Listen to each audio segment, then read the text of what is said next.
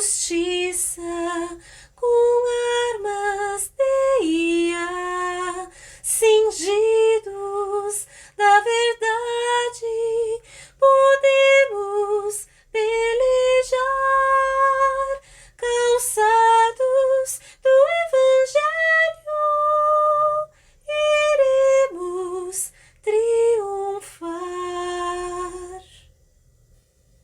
De Deus a armadura devemos tomar para na peleja podermos triunfar.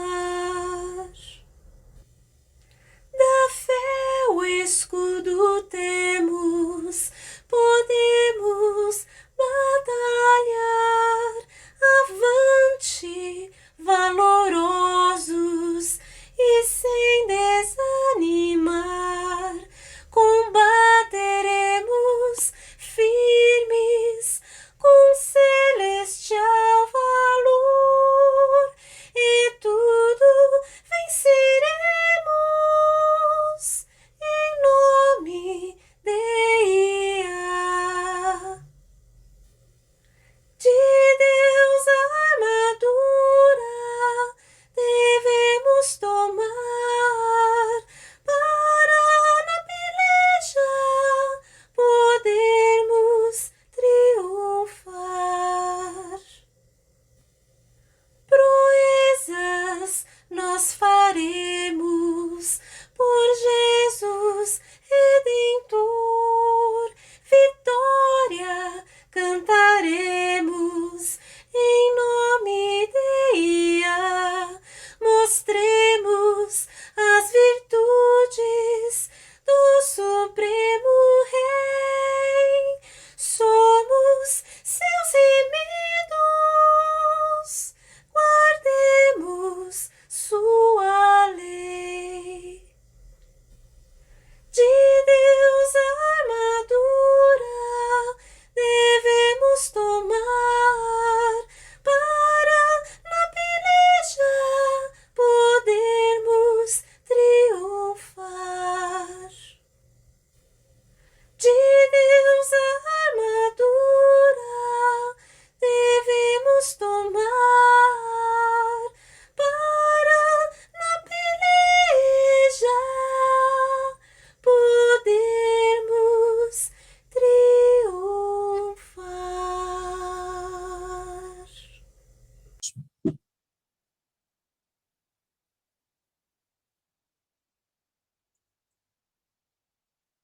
Amados irmãos e amadas irmãs, como temos feito desde que iniciamos essa série a respeito do discipulado na Igreja de Deus, vimos enunciando um bordão inicial, dizendo repetidamente que tudo se refere a nosso Senhor Jesus, o Cristo de Deus. Depois de um intervalo, diria, relativamente longo, durante o qual nós conversamos sobre a fidelidade de Deus e a fidelidade incondicional que devemos devotar a Ele, hoje estamos retomando a série O Discipulado na Igreja de Deus, abordando a parte 9, cujo tema é a primeira parte da libertação, que, como sabemos, é o segundo estágio do processo da redenção, que nós vamos recapitular mais na frente, para a sedimentação desse conceito fundamental.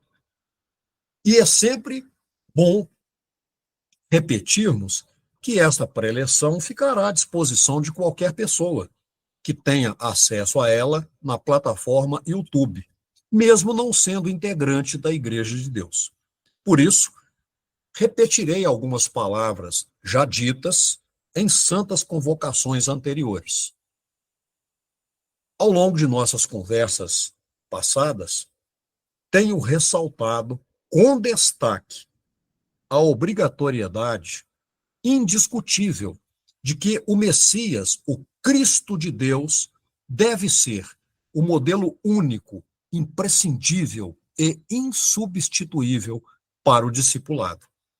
E, portanto, não nos cabe, não devemos e não podemos usar padrões humanos para formar discípulos. E tenho insistido também em afirmar, com firmeza, que é impossível que nos tornemos discípulos e discípulas de nosso Senhor Jesus se, mesmo tendo nascido de novo, não tivermos perseverança na vivência do processo da redenção, a qual é composta de 8 estágios, que volto a elencar para ficarem bem gravados na memória, sobretudo das pessoas de fora da Igreja de Deus. Expiação, libertação, regeneração, justificação, reconciliação, adoção, santificação e glorificação. Vamos fazer aqui uma breve recapitulação telegráfica, absolutamente telegráfica, desses 8 estágios. O primeiro deles, já estudado, a expiação, abrange a remoção do pecado. Hoje, começaremos uma jornada ao longo do estágio da libertação. Como vocês vão ver, libertação passa pela retirada das cadeias, das algemas, ou, como diz Paulo, dos grilhões do pecado. Depois, ingressaremos na regeneração, em que, de fato, acontecerá o novo nascimento. No item 4, ou estágio 4, nós entraremos na justificação.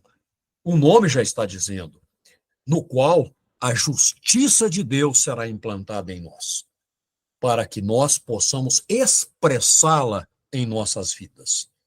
Em seguida, haverá a reconciliação, em que nós rumaremos no processo de retorno ao Pai Celestial, para que no item 6, estágio 6, ocorra a adoção por parte dele, que nós recebamos a filiação e a herança que ele tem reservada para nós por direito. Depois, nós entraremos na santificação. Essa palavra é óbvia em si mesma, mas tem alguns pormenores que conversaremos mais à frente. Ela significa e abarca a obtenção e a conservação da santidade. Não basta obter, é preciso conservar, para que finalmente nós possamos receber a glorificação, por meio da qual entraremos definitivamente no reino eternal de Deus. Feita essa breve recapitulação, vamos agora conversar sobre a libertação, o segundo estágio do processo da redenção. Então, amados irmãos e amadas irmãs, nós vamos conversar hoje sobre o estágio libertação, que, como já falei, é um momento, é um degrau no qual será realizada a remoção dos grilhões ou dos laços do pecado que ainda procuram amarrar-nos e impedir nossa caminhada rumo ao reino eternal. Vamos começar ouvindo Paulo, em Gálatas 4:19. Diz Paulo: meus filhinhos, por quem de novo sinto dores de parto, até que o Cristo seja formado em vós. Portanto, nós vimos que o discipulado é uma formação do nosso caráter. Não de qualquer maneira, mas com base no caráter de nosso Senhor Jesus e de ninguém mais. E só recordando, nós primeiramente abordamos o tópico da expiação, que foi dividido em 7 partes, destacando os momentos em que o Messias sangrou para resgatar-nos. Agora nós vamos dar mais um passo. Para não perdermos o costume, gostaria de abrir um parêntese aqui, logo no início da conversa. Um parêntese breve. Nós não devemos reivindicar nem a falsa liberdade existente na Terra, nem o domínio sobre as coisas deste mundo caído, mas vivermos os princípios do reino que o Altíssimo Deus nos ensinou, servindo como verdadeiros faróis do seu amor e de sua graça. Para quê? Para recebermos a herança eterna que ele nos prometeu. E só repetindo aqui para vocês, toda vez que leio um verso, uma frase, um trecho em que aparece uma promessa de Deus, entendo-a como garantia. Então, na verdade, essa herança eterna, ele nos garantiu. Porque a promessa de Deus já é cumprida no não tempo em que ele transita. Então, praticando a paciência dos santos e guardando a fé de Jesus, nós estaremos qualificando-nos para o recebimento desse patrimônio indescritível. Vamos ouvir Mateus 6,19. Eu não vou ler os versos, mas apenas citar o que está lá enunciado, em que ele nos adverte. Claro, na verdade, a palavra é do Senhor Jesus. Mateus as registrou para que não ajuntemos tesouros perecíveis na terra, mas mantenhamos nossos corações nos tesouros celestiais eternos, que não podem ser roubados, nem depreciados.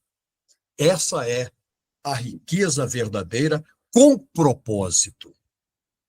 E é importante, na sequência, nós internalizarmos o alerta que Pedro nos passou em sua primeira carta, capítulo 4, versos 12 e 13. Diz Pedro: queridos amigos, não vos surpreendeis com a provação ardente que vem sobre vós para testar-vos, como se algo estranho estivesse ocorrendo convosco. Mas alegrai-vos à medida que participais dos sofrimentos do Cristo, a fim de que possais ficar muito felizes quando sua glória for revelada. E na sequência, entendamos com clareza o disposto por Mateus no capítulo 24, verso 13. Repetindo palavras, alertas de nosso Senhor Jesus. Quem perseverar até o fim será salvo. Fecho o parêntese. E agora continuo. Em primeiro lugar, é importante nós registrarmos que muitas pessoas, numerosas pessoas, têm um conceito equivocado sobre libertação. Geralmente, tende-se a acreditar que o processo de libertação necessita, por exemplo, de uma sessão de descarrego, de movimentos específicos dentro de um culto ou algo semelhante. Ou seja, se uma pessoa estiver possuída por um espírito maligno, indivíduos usados por Deus podem repreendê-lo por intermédio do nome de Jesus, e essa pessoa conhecerá o poder do seu sangue. Mas a genuína libertação, ela é processual e é crucial, porque permite à pessoa conhecer a verdade, que, como diz João, no seu capítulo 8, verso 32, que nós conheceremos a verdade e a verdade nos libertará. Ou seja, à luz da palavra de Deus, a pessoa experimenta a verdadeira libertação ao renunciar à vida pecaminosa e abraçar uma vida de santificação. Agora eu pergunto a vocês: quem pode, de fato, considerar-se livre? Vocês dirão: ninguém. Pergunto a vocês: por quê? Provavelmente, vocês responderão mais ou menos assim: nós somos pessoas, todas, aprisionadas pela escravidão do pecado. Desde o nascimento, condenada pelo primeiro Adão, a humanidade inteira está firmemente presa à natureza pecaminosa, sendo a vida carnal e mundana uma verdadeira prisão, uma cadeia. O pecado, então, mantém as pessoas algemadas, como uma herança resultante da desobediência de nossos antepassados às ordens do sempiterno Deus. O fator pecado representa a herança que recebemos, mas a libertação processual genuína é o caminho para quebrar essas cadeias, essas correntes e experimentar uma vida livre, como com nosso Senhor Jesus. Quando o primeiro Adão pecou, as obras da carne passaram a constituir a vida da humanidade caída. Podemos observar essas obras da carne em Gálatas 5, 19 a 21. Diz Paulo: porque as obras da carne são manifestas, as quais são adultério, fornicação, impureza, lascívia, idolatria, feitiçaria, inimizades, porfias, emulações, iras, pelejas, dissensões, heresias, invejas, homicídios, bebedices, glutonarias e coisas semelhantes a essas, acerca das quais vos declaro, como já antes vos disse, que quem comete tais coisas não herdará o reino de Deus. Embora a pessoa humana tenha sido inicialmente criada à imagem e semelhança de Deus, foi destituída dessa posição devido à entrada do pecado, conforme aprendemos em Romanos 3, 23, 24. Porque todos pecaram e destituídos estão da glória de Deus, sendo justificados gratuitamente pela sua graça, pela redenção que há em Jesus, o Cristo. No entanto, quando tudo parecia perdido, o Altíssimo Deus cumpre a promessa, que eu chamo de garantia, e envia em carne o último Adão, que nos resgata. Nosso Senhor e Redentor Jesus, ao morrer em nosso lugar, assumiu a maldição que era nossa e resgatou-nos com seu santo e precioso sangue, proporcionando nossa salvação e a liberdade necessária para reconectarmos com o Pai Celestial. Vocês podem dizer assim, mas você está falando um punhado de coisas óbvias. Sim, porque essa preleção é também dedicada, é também disponível para pessoas de fora da igreja, que não têm esse entendimento. Então, muita coisa óbvia tem de ser dita. Mas, prosseguindo, com esse supremo sacrifício, nosso Senhor Jesus, o Cristo de Deus, realiza um resgate extraordinário para a humanidade, restaurando algo que havia sido perdido, o acesso ao relacionamento com Deus, e oferecendo a oportunidade de uma vida transformada, em sua graça redentora. Paulo nos mostra com clareza em Gálatas 3:13. O Cristo resgatou-nos da maldição da lei, fazendo-se maldição por nós, porque está escrito: maldito todo aquele que for pendurado no madeiro. Que coisa terrível. A que se submeteu nosso Senhor Jesus.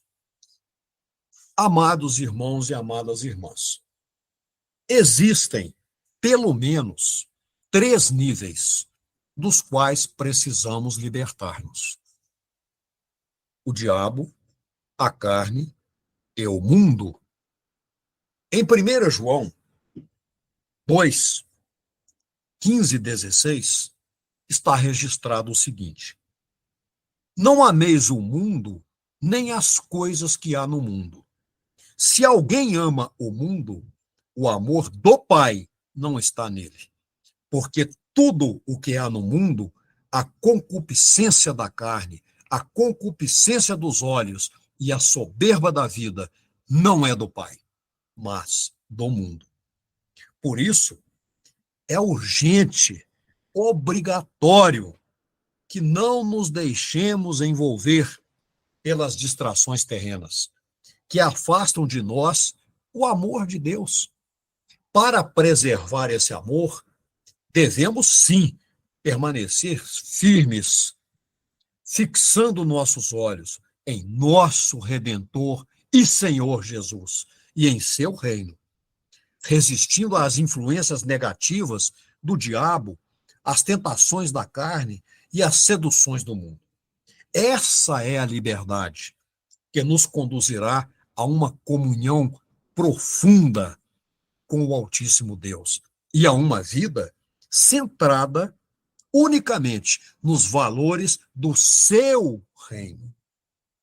Como já destacamos em conversa passada, em Gálatas 5:21, as pessoas que praticam as obras da carne não herdarão o reino de Deus. Por isso a ordenança é clara, claríssima, evidente. Devemos abandonar tais práticas. Para quê? Para permitir que o outro lado, o fruto do Espírito, governe nossa vida. É muito difícil? É, sem dúvida, muito difícil. Mas devemos caminhar em busca da consecução desse objetivo. Essa mudança em direção ao governo do fruto do Espírito nos conduz a uma vida alinhada com os princípios divinos, promovendo uma vida espiritual que honra e reflete os valores do reino de Deus. Essa é a nossa busca. Esse é o nosso propósito. Devemos, então, repreender o diabo de modo contínuo, contundente, procurando vencer todas as inclinações carnais e renunciar ao domínio do mundo.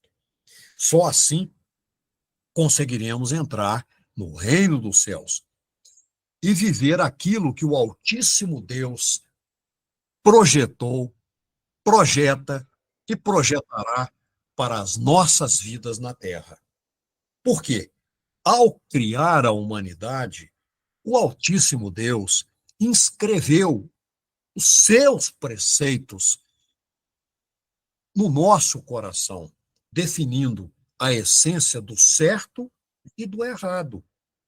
Por isso, onde estivermos, sempre carregamos seus mandamentos em nosso íntimo, ainda que não consigamos perceber. Nossa mente e a moral são regidas por Deus, mas se não nos mantivermos vigilantes e seguirmos seus mandamentos, só nos restará aprender com dor o caminho certo e justo que tivermos deixado de lado. E ninguém se iluda com relação a isso. O maligno processo do diabo, da carne e do mundo tem o propósito de levar-nos para longe de Deus e quer aprisionar-nos em uma vida de pecaminosidade e maldição. A cadeia do pecado.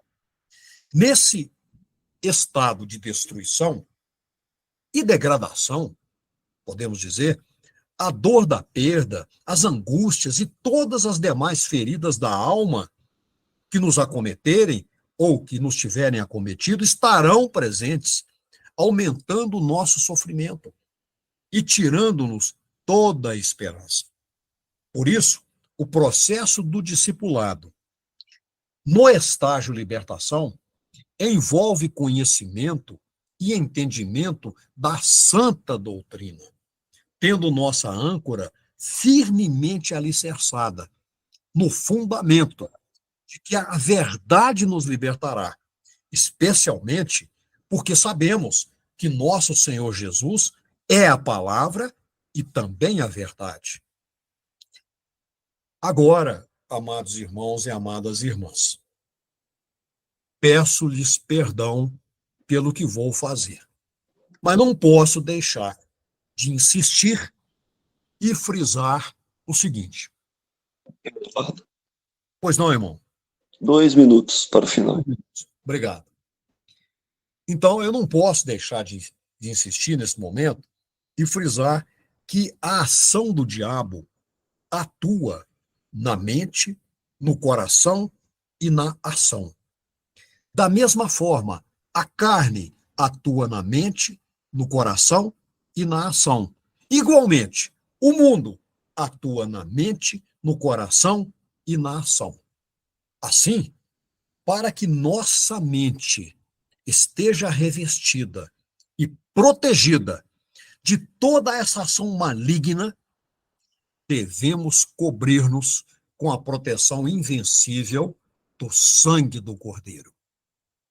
Começando por onde? Vocês perguntarão.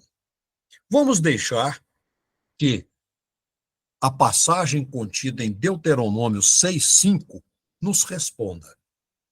Amarás, pois, Iá, teu Deus, de todo o teu coração, de toda a tua alma, de todas as tuas forças. A palavra alma aqui representa a mente, o pensar, o sentir. O coração tipifica o crer e as forças indicam ação e atitudes. Ou seja, nós estamos diante de uma representação das áreas onde o diabo, a carne e o mundo atuam. Precisamos permitir que o sangue do Cordeiro quebre essas correntes que procuram desesperadamente aprisionar-nos. Mas não nos enganemos.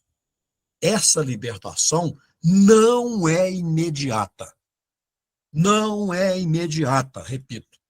De fato, trata-se de um processo gradual, que só pode ser alcançado por meio da busca contínua e da compreensão da palavra de Deus.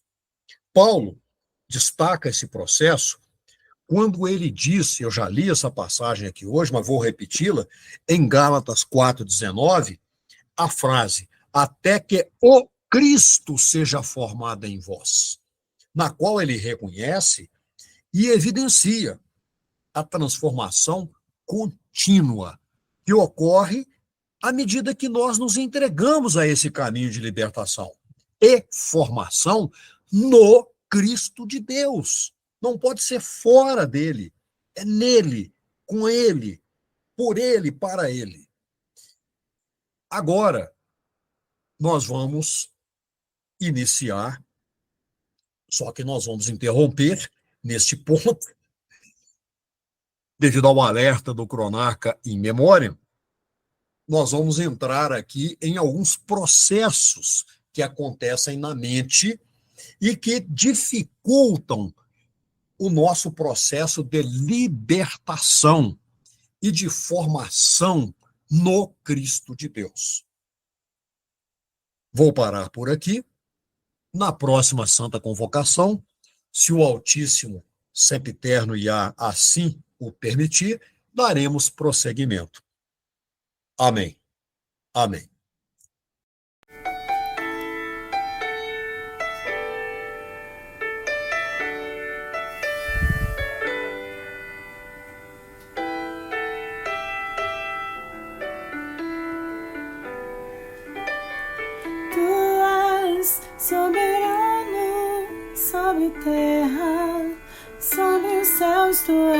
Senhor absoluto. Tudo que existe acontece, tu sabes muito bem. Tu és tremendo. E apesar dessa glória que tens, tu te importas comigo também. E esse amor tão grande eleva-me a amar-me a ti. Tu és tremendo.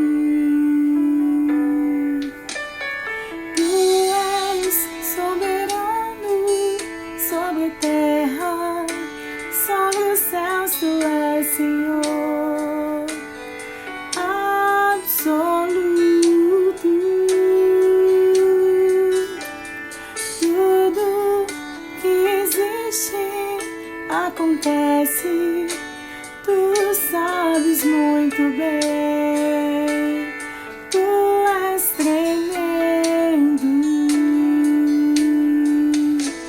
E apesar dessa glória que tens, tu te importas comigo também.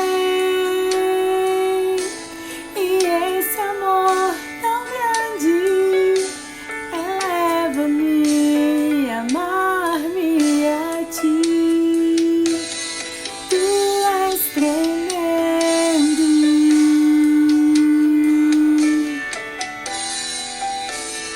Dessa glória que tens, tu te importas